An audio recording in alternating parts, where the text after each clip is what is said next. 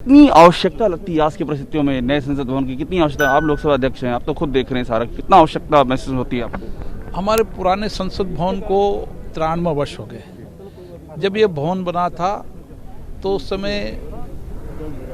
समय की आवश्यकता के अनुरूप बना था।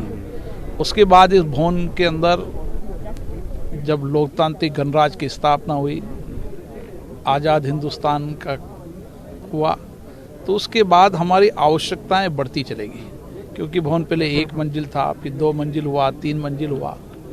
हमने भवन के अंदर परिवर्तन तो बहुत किए, लेकिन अब इसमें विस्तार की कोई गुंजाइश नहीं है। 4 मंजिल का होगा और इसलिए नए भवन की एक आवश्यकता थी।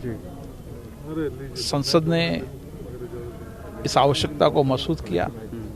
सदन ने प्रधानमंत्री जी से आग्रह किया और आज एक नई संसद भवन के शिलान्यास का कार्यक्रम हुआ है।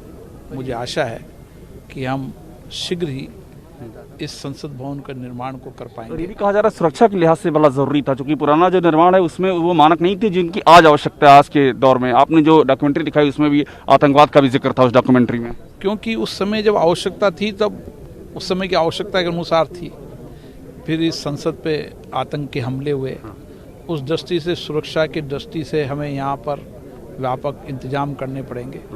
क्योंकि भूकंप 5 में ये दिल्ली आता है, उसके अनुसार भी करना पड़ेगा, सुरक्षित भी हो और पर्यावरण विद भी हो। क्योंकि मैंने देखा कि पुरानी संसद के अंदर जब बना था, जब खुले आकाश में हवा आती थी, सूरज आती थी, हम इसमें वो सारी व्यवस्था करेंगे कि पर्यावरण की फ्रेंडली होगी, हवा आएगी, पानी आएगा, ओरिजिनल लाइट आएगी। अभी हमें अंदर लाइटें जला कर रोशनी करनी पड़ेगी। आखिरी सवाल, अगस्त 2022 आपको लगता है डेडलाइन पूरी हो जाएगी? अगस्त 2022 की जो डेडलाइन रखी गई है, हम ये आशा करते हैं कि 2022 तक हमने लक्ष्य रखा है और इन लक्ष्य को प्राप्त करके संसद को बना। अड़ी सोमवार से शुक्रवार शाम 6 बजे सिर्फ TV9 भारतवर्ष पर।